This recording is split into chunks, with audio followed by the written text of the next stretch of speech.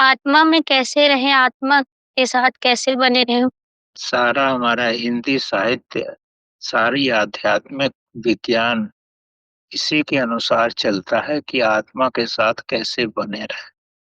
आत्मा के साथ बनने के लिए सबसे पहले आत्मा को समझना तो ज़रूरी है। सबसे पहले तो जब आप आत्मा के साथ रहोगे, आत्मा को समझोगे और फिर आत्मा के साथ एक हो जाओगे। ये हो जाएगा तो यही आत्मबोध है, यही आत्मज्ञान है। इसके लिए तो सब साधना करनी पड़ती है। इसी के लिए तो हम ये सत्संग करते हैं।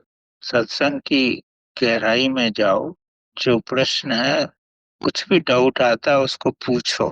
पूछने के बाद उस पे चलने की कोशिश करो।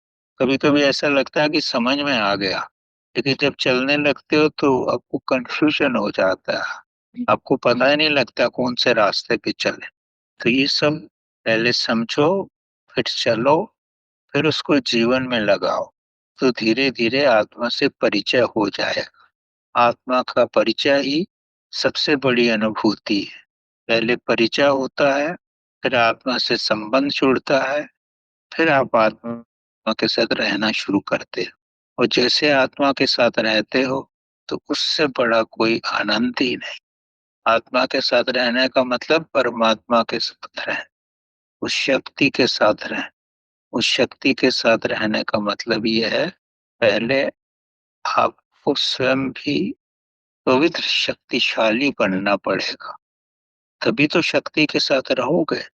अगर आप खुद ही पवित्र शक्तिशाली नहीं हो और शक्ति के पास जाओगे, तो आप तो जल जाओगे।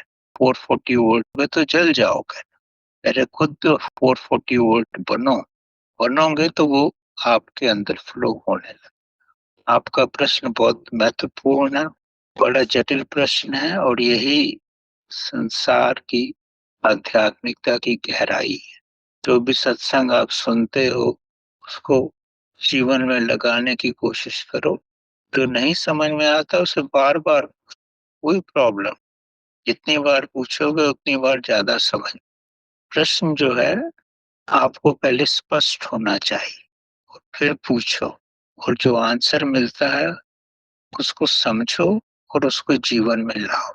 सब हो जाएगा धीरे-धीरे। ये बड़ा जटिल प्रश्न है जो आपने पूछा आज। इससे और दूसरा कोई जटिल होता ही नहीं।